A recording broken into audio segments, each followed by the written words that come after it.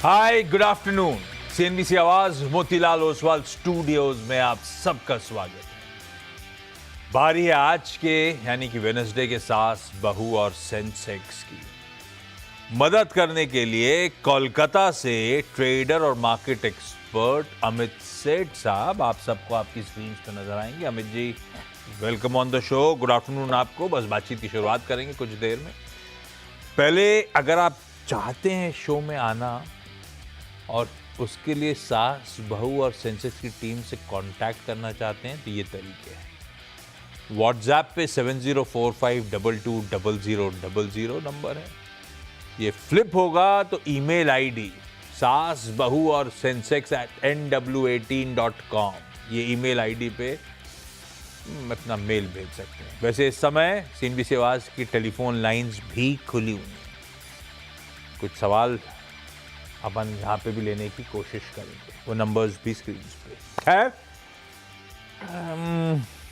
मैं सुबह कह रहा था एक इंटरेस्टिंग सैंडविच्ड सेशन है 2 मंथली एक्सपायरीज के बीच में। कल थी सेंसेक्स की और कल है सेंसेक्स नहीं, कल थी बीएससी के सारे मंथली की, कल है एनएससी के सारे मंथली की। तो आज वो एक सैंडविच सेशन बीच में है। कल थोड़ा सा मूड बिगड़ा लगातार ऑन द ट्रॉट बढ़िया मूव्स के बाद। हालांकि कल कहने के लिए टेक्निकली 7वां ट्रेडिंग सेशन था पॉजिटिव क्लोज का, लेकिन इंट्राडे में तो हमने देखा था मंदड़िए किस तरह से हावी हुए थे। कल ऊपर से ठंडे पड़ गए थे। आज भी ऊपरी स्तरों पे फिर टिक नहीं पाए। एक समय 60-70 पॉइंट निफ्टी ऊपर था। 736 के जोन हैं, 60-70 पॉइंट उस समय ऊपर होंगे और अब हम इस समय 1/4% से ज्यादा का दबाव 65 अंक नीचे ट्रेड कर रहे हैं, यानी कि दिन के हाई से 125 पॉइंट ठंडे होके भारतीय बाजार ट्रेड करते हुए। तो बहुत अच्छे मूव्स के बाद थोड़ा सा टाइम वाइज और थोड़ा सा प्राइस वाइज ऐसा लग रहा है करेक्ट कर रहे हैं। खैर, एक तरफा गजब का मूव बना था। किसी ने एंटिसिपेट नहीं करा था कि एक हफ्ते के अंदर इस तरह की चाल बन जाएगी। उसमें जोड़ दीजिए इस मंडे का सेशन, तो बहुत ही तगड़े मूव्स थे 6 ट्रेडिंग सेशन में। तो थोड़ा सा time wise price wise corrective mood है। एक दिक्कत आ रही है, इंडेक्स तो फिर भी संभला संभला सा है। कल भी कहने के लिए इंडेक्स ग्रीन में बंद हुआ था, लेकिन ब्रेथ डिटोरिएटिंग थी। 1:4 का रेशियो था डिक्लाइंस के फेवर में। 80% स्टॉक कल लाल में थे। आज भी डिक्लाइनिंग ट्रेड्स बढ़ रहे हैं, ब्रेथ डिटोरिएट हो रही है। इस समय 2:5 का रेशियो है, 2 बढ़ रहे हैं तो 5 दबाव में। ये ज्यादा इश्यू है। थोड़ा सा देखते हैं। अक्रॉस द बोर्ड मुनाफा वसूली है। 2 दिन से ब्रेथ थोड़ी सी गड़बड़ा रही है, थोड़ा सा वॉच पे रखेंगे। लेकिन मूड है कैसा, निफ्टी की रीडिंग कहती क्या है? अभी भी क्या टेक्सचर बाय ऑन डिप्स का है? तो क्या ये अच्छे मौके हैं निफ्टी में एंट्री पाने के या नहीं? सेठ साहब से जानते हैं। सेठ साहब, निफ्टी पे आपका view. Good afternoon Ashish ji, and good afternoon to all the viewers. Ashish ji, बिल्कुल आपने सही कहा कि हमने 5-6 दिनों की काफी एक स्ट्रॉन्ग रैली देखी। अनएक्सपेक्टेड रैली थी, but it was a strong rally. इस रैली में हमने अपना लगभग 200 डे एक्सपोनेंशियल मूविंग एवरेज भी रिगेन किया काफी अरसे बाद, तो which is a very good sign. तो 2 दिनों से हम यहाँ पे एक हॉल्ट देख रहे हैं। इसे अभी हम एक तरह का कंसोलिडेशन साइडवेज मूव कह सकते हैं, क्योंकि इतना अच्छा हमने मूव देखा। तो थोड़ा बहुत प्रॉफिट बुकिंग कई स्टॉक्स में जो ओवरसोल्ड थे और जिनमें रैली आई, तो वो काफी स्वाभाविक है। प्योरली अगर लेवल्स की बात करें आशीष जी, तो 23,900 एक हमारा रेजिस्टेंस है। सपोर्ट लगभग हमारा आता है 23,400 के आसपास। कहने को 500 पॉइंट का दायरा है, but it is a 2% range. 23,900 के आसपास रेजिस्टेंस है। जब तक वो पोजिशनली क्रॉस नेक्स्ट लेग थोड़ा सा डिफिकल्ट है। 23,900 के ऊपर क्लोजिंग मिलेगी तो अच्छा खासा बाजार दिखता है। इन द मीनवाइल जब तक 400 इंटैक्ट है, it is a buy on dip. तो कोई भी अगर हमें डिप मिले 480 500 के आसपास आजकल में पोजिशनली, तो एक 70-80 पॉइंट स्टॉप लॉस के साथ हम बाय कर सकते हैं। तो ओवरऑल टेक्सचर अभी भी पॉजिटिव है, बट ऐसा लगता है कि कंसोलिडेशन रहेगा ये 400-500 पॉइंट के दायरे में कुछ दिनों के लिए। हाँ, कंसोलिडेशन बुरा नहीं है। थोड़ा सा ब्रेथ कैच कर लेना, एक तरफा इतने सिग्निफिकेंट मूव्स के बाद थोड़ा सा कॉशियस होना जरूरी भी था अपने लिए। तो अच्छा है कि अगर ब्रीदर ले रहे हैं भारतीय बाजार, लेकिन हाँ दायरे में रहें, इंपॉर्टेंट ही है। तो अगर गिर रहा है 480-500 के जोन्स पे आ रहा है, तो दरअसल वो बाय करने के मौके हैं। 70-80 पॉइंट्स का स्टॉप लॉस लगा के आप चाहें तो फिर निफ्टी में एंट्री पाने के मौके ढूंढ सकते हैं। एक बार निफ्टी की कंट्रीब्यूशन प्लेट दिखाता हूं, उसके बाद सवाल जवाब के सिलसिले की शुरुआत करूंगा। कुछ हेवी वेट्स हैं, रिलायंस, इन्फोसिस, एक्सिस, कोटक, ये थोड़ी सी दिक्कत करते हुए। प्राइवेट बैंकिंग मेजर्स रिलायंस के साथ साथ जोड़ दीजिए और इन्फी के साथ, दो हेवी वेट्स के साथ जोड़ दीजिए। तो एक्सिस हुआ, कोटक हुआ, इवन एचडीएफसी बैंक हुआ, इवन आईसीआईसीआई बैंक हुआ, ये सब प्राइवेट बैंकिंग मेजर्स आज पस्त ट्रेड कर रहे हैं। तो ये इन सब से थोड़ा सा मूड ठंडा है। Mahindra and Mahindra intraday chart भी स्क्रीन पर रखिएगा डायरेक्टर साहब, उसकी वो चल पड़ा है। ये देखिए बढ़िया मूव्स हैं आज के ट्रेडिंग सेशन में। बीच में नर्वसनेस थी एसएमएल इसूजू की खरीद के जिस दिन अपडेट आया था, पर आज मूव्स अच्छे हैं। हालांकि अभी भी एसएमएल इसूजू रिलेटेड अपडेट्स अवेटेड हैं, फाइनली कौन खरीद रहा है प्रमोटर्स का वो मेजॉरिटी हिस्सा। खैर, सवाल जवाब के सिलसिले की शुरुआत कर देता हूं। बेंगलुरु, जबलपुर, अजमेर जाना है हमको। मेरे ख्याल से अजमेर से अब तक लिंक एस्टैब्लिश नहीं हो पाया, डायरेक्टर साहब लगे हुए हैं, तो बाकियों से बातचीत कर लेते। जबलपुर पहले अंजू कुमारी जी स्क्रीन पे। अंजू मैम, हाय, गुड आफ्टरनून। अंजू मैम, कब से शेयर मार्केट से जुड़े हो आप? हो गए सर 3 साल। और खुद ही अपना, हाँ मैम फिर से बोलो।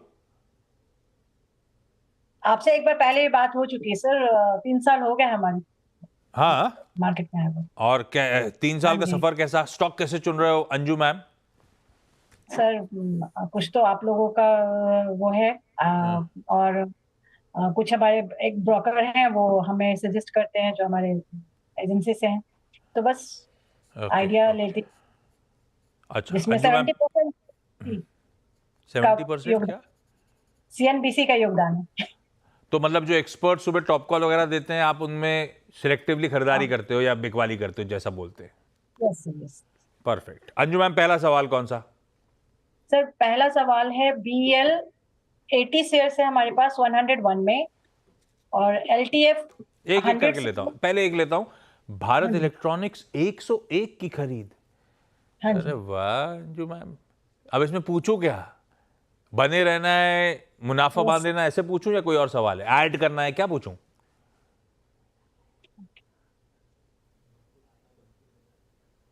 अंजू मैम, सवाल क्या है? यस सवाल ये सर कि इसमें मुनाफा बांध लूं या अभी और रहूं, कहां तक की जा सकता है आगे? आपने क्यों लिया था? आपने लंबी अवधि का सोच के ही लिया था क्या? Yes sir.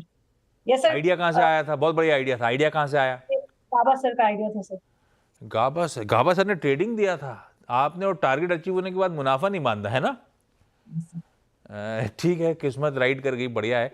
गाबा सर के आइडिया पे बीएल लिया था, आज 101 वाला 304 पे बैठा हुआ है। गजब कैपिटल एप्रिसिएशन हो गया मैम का, और ये तो डिविडेंड डोल आउट भी तगड़े करता है। इस बीच डिविडेंड भी अच्छा आया होगा आपके पास। भाई अमित जी, क्या करना चाहिए? बीईएल में मुनाफा बांधने का समय है, या फिर मेरी एक्विजिशन प्राइस बहुत कंफर्टिंग है, इंडस्ट्री के लिए बढ़िया टेलविंड्स हैं, ये तो लीडर है इंडस्ट्री का, बने रहूं इसके साथ? आप होते तो क्या करते? जी आशीष जी, मेरी सलाह है कि यहाँ पे बने रहना चाहिए, बिकॉज इसमें जो वर्स्ट हमने देखना था इन टर्म्स ऑफ करेक्शन, वो ऑलरेडी आ चुका हुआ है। स्टॉक ने ऑलरेडी करेक्ट करके कंसोलिडेशन पैटर्न बनाया और उसके बाद अपना वापस 200 day exponential moving average regain किया। तो जो भी वीक हैंड्स थे वो स्टॉक से निकल चुके हैं। अब स्टॉक एक बार फिर से अपवर्ड ट्रेजेक्टरी में, की रेजिस्टेंसेस की, मूविंग एवरेजेस के ऊपर ट्रेड कर रहा है। रिलेटिव स्ट्रेंथ की बात करें तो मार्केट को अब कहीं ना कहीं ये सेक्टर और ये स्टॉक आउट परफॉर्म करना शुरू कर दिया है। तो जैसा कि मार्केट का मूड माहौल है, अगर स्टेबिलिटी रहती तो यहाँ पे मेरे ख्याल से लगता है कि बीएल और भी आउट परफॉर्म करेगा। इन द मीन भाई, आपका एक्विजिशन कॉस्ट काफी अच्छा है मैम, तो एक प्रॉफिट के लिए, प्रोटेक्ट करने के लिए ट्रेलिंग स्टॉप लॉस 290 का लगा ले और इसे रैली को राइड करेंगे। रखिए भैया, रैली को राइड करिए, 290 का स्टॉप लॉस लगा लीजिए, तो प्रॉफिट प्रोटेक्टेड रहेंगे। अपसाइड देखते हैं किस तरह का बैठता है। अच्छा, बीएल की चर्चा हुई ना, तो एक बार अमित जी एचएएल देख लीजिए, बढ़िया मूव्स बने हैं। वो जीई एरोस्पेस ने वो जो इंजन्स डिलीवर करने थे, वो डिलीवर करने की सिलसिले की शुरुआत कर दी। वो तेजस के लिए इंजन्स आने थे, वो अपडेट आने के बाद से पहले तो ठंडा ही रहा काफी देर तक, उसके बाद अब निकल पड़ा है। एचएएल चार्ट्स पे कैसा पोजीशन अमित जी? आशीष जी, एचएएल का चार्ट भी काफी कंफर्टिंग है, काफी अच्छा चार्ट है। इनफैक्ट 3950 के आसपास 200 डे एक्सपोनेंशियल मूविंग एवरेज था जो स्टॉक ने रीगेन किया। 1350 के आसपास ही एक प्रीवियस सपोर्ट था जो टूटा था और स्टॉक ने फिर से रीगेन कर लिया है। तो ओवरऑल स्ट्रक्चर पॉजिटिव है। 3950 की रेजिस्टेंस निकल गई है, स्टॉक उसके ऊपर कंफर्टेबली ट्रेड कर रहा है। यहाँ पे भी लाइक बीएल जिस हिसाब से चार्ट स्ट्रक्चर्स प्लेस्ड है, हायर लेवल्स एक्सपेक्टेड। चार्ट देख के ऐसा लगता है 4350 4400 भी पॉसिबल है। तो अगर किसी के पास बीएल का स्टॉक है तो उसे 4000 का stop loss, positional stop loss लगाना चाहिए और इस पे बने रहना चाहिए। बिल्कुल 99 इंजन आने हैं वो तेजस के लिए। पहली खेप रिलीज हो गई है, ऐसा जीई एरोस्पेस की रिलीज आई है, ऑफिशियल स्टेटमेंट आया है इंजन डिलीवरी को लेकर। खैर रखिए बीएल को रडार पे 290 के स्टॉप के साथ। अंजू मैम आप तो बने रहिए और एचएल पे भी फ्रेश व्यू, क्योंकि खबर के बीच में अच्छा मूव अब ये स्टॉक दिखाता हुआ। बेंगलुरु जा रहा हूं सपना जी के पास। सपना मैम हाय, गुड आफ्टरनून सपना मैम। सपना मैम बेंगलुरु में क्या करते हो और कब से आप शेयर बाजार से जुड़े हो? Yeah, धन्यवाद अमित जी सभी CNBC. Thanks for giving me an opportunity. I'm from Bangalore. I'm a housewife. I'm in touch with the stock market trading since 23 years.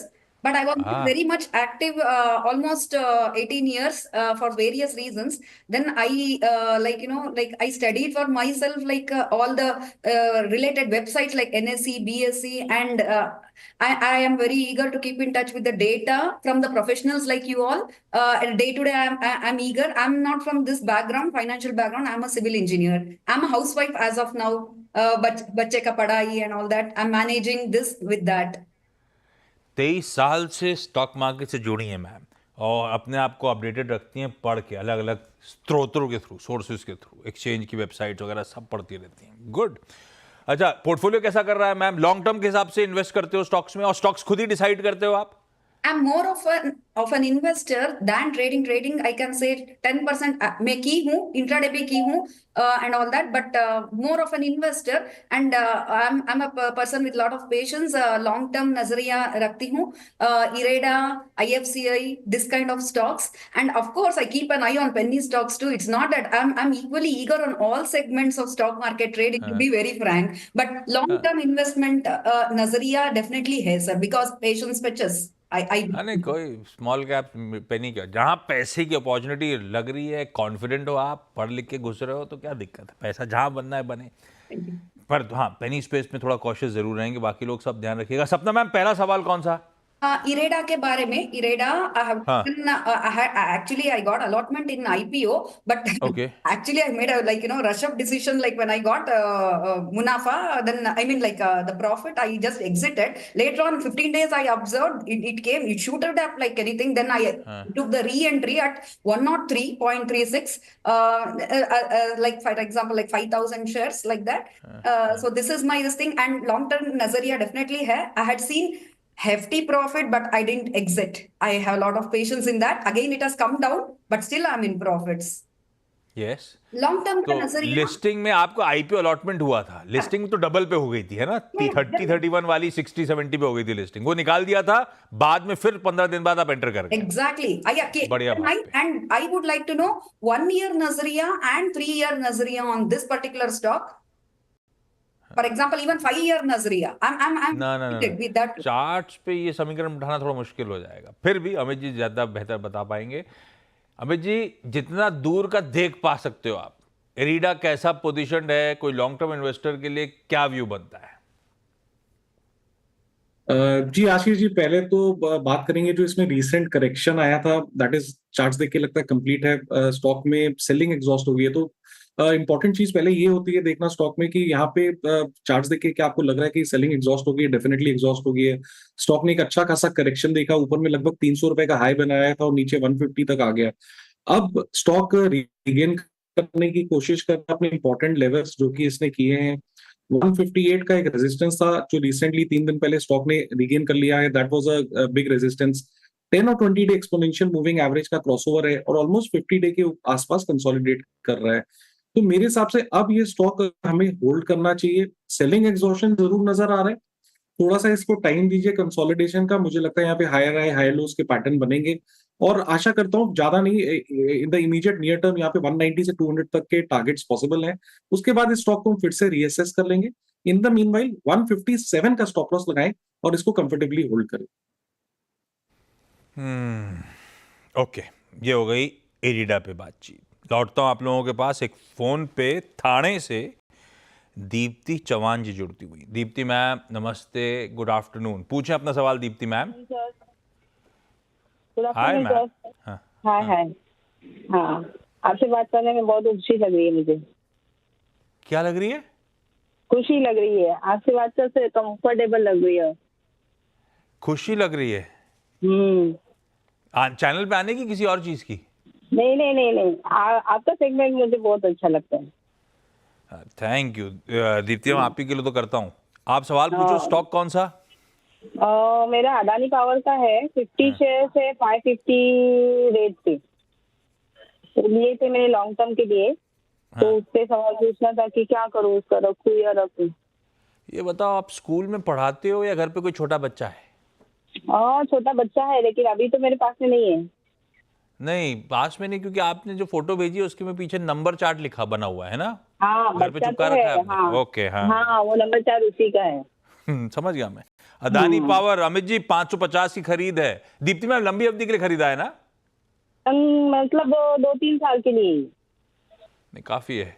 Adani power कैसा लग रहा है अमित जी? बेसिकली एक साइडवेज कंसोलिडेशन में अगर आप चार्ट देखें तो पिछले कुछ महीनों से ये एक दायरे में घूम रहा है, नीचे में 400 ऊपर 550 और 200 डे के नीचे कंसोलिडेशन कर रहा है। तो इसमें ना ही पॉजिटिव ना ही नेगेटिव मोमेंटम है, कंसोलिडेशन मोड है। तो आप इसे होल्ड कर सकते हैं। कंसोलिडेशन आपका कंप्लीट होगा जब एक बार ये स्टॉक 550 के ऊपर निकलेगा। In the meanwhile basically sideways है, मोमेंटम नहीं है, तो 475 का एक स्टॉप लॉस लगाएं और इसे होल्ड करें। चलिए दीप्ति मैम, थैंक यू जुड़ने के लिए। सपना जी अगला सवाल। अच्छा, सपना जी से बात एस्टैब्लिश नहीं हो पा रहा कॉन्टैक्ट। अंजू मैम अगला सवाल पूछो प्लीज। सर LTF है हमारे पास 168 के रेट पे। L&T फाइनेंस कितने नहीं रेट पे सर, बोला? 168। नहीं सर, मतलब L&T फाइनेंस ही हुआ ना LTF तो? हाँ सर, LTF। हाँ, 160 ये लंबी अवधि के लिए लिया है Anju ma'am. Yes sir, yes. Amit ji क्या करना चाहिए L&T फाइनेंस में? आशीष जी, अब L&T फाइनेंस हमें होल्ड करना चाहिए। स्टॉक ने एक बहुत अच्छा राउंडिंग बेस पैटर्न बनाया है। 5-7 दिन की एक अच्छी यहाँ पे रैली हमने देखी, और इम्पोर्टेंट चीज ये था कि rally was supported by volumes and delivery. 2 दिनों से जरूर यहाँ पे हम थोड़ा सा एक साइडवेज कंसोलिडेशन या हल्का फुल्का प्रॉफिट बुकिंग देख रहे हैं, बट चार्ट्स देख के that is nothing to worry about. जब 4-5 दिनों की रैली होती है तो थोड़ा बहुत प्रॉफिट बुकिंग जरूर आता है। 200 डे एक्सपोनेंशियल मूविंग एवरेज लगभग हमारा 151 के आसपास है। इसे होल्ड करें, 151 का स्टॉप लॉस लगाएं, और L&T फाइनेंस के चार्ट्स देख के लगता है कि यहाँ पे हायर लेवल्स पॉसिबल है। L&T finance higher levels possible हैं। ठीक है, सब पेन से गुजरे हुए स्टॉक्स हैं। हाँ, डिफेंस ऐसा पॉकेट बहुत बढ़िया कर रही है स्क्रीन पे। इस पॉकेट को आप रखिए। अपन ने कुछ इंपॉर्टेंट डिफेंस स्टॉक्स पे तो ऑलरेडी चर्चा कर ली। अंजू मैम अगला सवाल। सर मजडॉक है, 10 शेयर है हमारे पास, 1046 के रेट पे। मजगांव डॉक लिया हुआ है। ये कैसे लिया था? ये भी किसी ने ट्रेडिंग दिया था और आपने रख लिया, ऐसा क्या?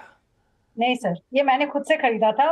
मतलब हमारे पास 5 शेयर थे, 5 शेयर उन लोगों ने बोनस दिया तो 10 हो गए। मजगांव डॉक का बोनस आया था क्या? और हाँ, स्प्लिट हुआ था शायद ना। हाँ शायद, मैं चेक करता हूँ। बिल्कुल ठीक है। तो 10 शेयर हैं, 1046 की खरीद है भाई साहब। बढ़िया ट्रेड ग्रिप में। BEL भी गजब की बाइंग थी, मजगांव डॉक भी। पूछूं यही ना कि मुनाफा बांधना है या रखे रहना है लंबी अवधि के लिए, ऐसा पूछ लूं मैम? लंबी अवधि के लिए अच्छा है कि इसमें निकल जाऊं? अच्छा तो है, तभी 1000 का माल 2700 पे खड़ा है। अमित जी और जाएगा क्या?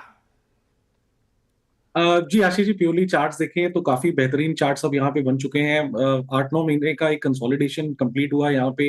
19 मार्च को हमने एक स्ट्रॉन्ग मूव देखा था which was backed by strong volumes and delivery volumes. 3-4 दिन से कंसोलिडेशन कर रहा है। It's on the verge of a flag breakout. तो जरूर इसे होल्ड करना चाहिए, क्योंकि अब ये फाइनली कंसोलिडेशन लगता है कंप्लीट होके higher levels are possible. But ये भी जरूरी है कि हम अपना मुनाफा प्रोटेक्ट करें।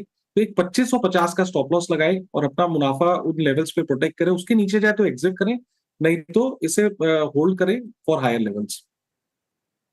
चलिए भाई, इस नोट पर सपना जी, अंजू जी, दीप्ति जी, सबका जुड़ने के लिए धन्यवाद। ये अजमेर से कांटेक्ट इस्टेब्लिश नहीं हुआ है, तो छोड़ रहा हूँ वो क्वेरी को, किसी और दिन जब मैम जुड़ेंगी तब अपन बातचीत कर लेंगे। ब्रेक ले रहा हूँ, पर अमित जी आप बने रहो। ब्रेक के उस पार अमित सेठ साहब का एक बढ़िया सा SBS स्टॉक पिक स्वागत है। एक बार निफ्टी दिखा देता हूँ। ठीक है, वही 30-35 पॉइंट लाल में हल्के से कामकाज करता हुआ 23,630 का जोन। तो ये बेसिकली हो गया कोई गतिविधि वाला जोन नहीं। अपने लिए इंपॉर्टेंट हो जाता है एक बार ठंडा पड़ता है, और अमित जी जिन लेवल्स की बात कर रहे हैं 480-500 वहां तक जा रहा है, तब तो बाय ऑन डिप्स है। अभी वेट एंड वॉच है ना अमित जी, अभी वेट एंड वॉच मोड हो गया, अभी कोई एक्शन लेने की जरूरत नहीं है। जी Ashish ji, risk reward point of view से बोला है, मार्केट अब साइडवेज हो गया, तो जब साइडवेज हो जाए तो बाउंड्रीज पे ट्रेड करें तो ज्यादा बेटर रिस्क रिवॉर्ड हो जाता है। Okay, SBS stock pick play out करिए भाई, और अमित जी को रखिए स्क्रीन पे। अमित जी कौन सा स्टॉक? आशीष जी, इस मार्केट में मेरे को ग्रासिम काफी पसंद आ रहा है। ग्रासिम ने एक डबल बॉटम पैटर्न बनाया है, लगभग 2530 के आसपास एक रेजिस्टेंस थी, वो स्टॉक ने क्रॉस किया। की मूविंग एवरेजेस के ऊपर ट्रेड कर रहा है, स्ट्रक्चर काफी पॉजिटिव है। इसे बाय करें, एक स्टॉप लॉस लगा करके 2540 रुपए का, और यहाँ पे 2675 तक के टारगेट्स पॉसिबल है ग्रासिम में। ग्रासिम है प्रिफर्ड पिक सेट साहब की, खरीदारी करने का मन बनाया जा सकता है। आज सुबह भी किसी का ग्रासिम प्रिफर्ड पिक था, अभी याद नहीं आ रहा मुझे, लेकिन हाँ हमने चैनल पे बातचीत कर रखी। तो ट्रेड ग्रिप में आ चुका है अपने 2540 का। आप इस समय स्टॉप लॉस लगाइए, फ्रेश एंट्री भी कर सकते हैं। जिन्होंने पहले ले रखा था वो 2540 के SL को लेकर आ जाए, और 2675 के टारगेट्स के लिए कुछ बढ़िया सी इमेजेस के साथ छोड़े जाता हूं आपको। डॉक्टर साहब जरा स्क्रीन पे कुछ इमेजेस दिखाइएगा जो आप लेकर आए मेरे लिए। ये देखिए अमित जी, ये देखिए आप, ये देखिए, ये कहाँ की अमित जी इमेजेस? आशीष जी पूरी लग रहा है, देख पूरी है जी। हाँ, ये मैं क्यों दिखा रहा हूँ? जी मैं जा रहा हूँ नेक्स्ट वीकेंड दर्शन करने। नेक्स्ट वीकेंड जा रहे हो कि आप कल जा रहे हो? आशीष जी मैंने फ्राइडे को जा रहा हूँ, अगले वीक नहीं रहूंगा यहाँ पे। एक हफ्ते के लिए उड़ीसा घूमने जा रहे हो आप? आशीष जी थोड़ा सा कुछ रिलेशंस के साथ जा रहा हूँ, तो भुवनेश्वर और थोड़ा सा 1-2 जगह और देखनी थी, तो मैं बोला चलो ठीक है। सारी खबर रखता हूं मैं। अमित जी एंजॉय करके आइए, बढ़िया पिक्चर शेयर करिएगा। ब्रेक के उस पार अमित जी से करेंगे, यानी कि छुट्टी की ब्रेक के उस पार मुलाकात करेंगे। चलिए छोड़े Amit ji, thank you so much, enjoy your holidays sir. अपनी अगली मुलाकात 1:27 पे नो योर कंपनी में। आज एक बेहद इंटरेस्टिंग मैनेजमेंट, सरकारी कंपनी इंजीनियर्स इंडिया लिमिटेड, और इस कंपनी की चेयरमैन और मैनेजिंग डायरेक्टर साहिबा वर्तिका शुक्ला से करेंगे अपन बातचीत। नमस्कार।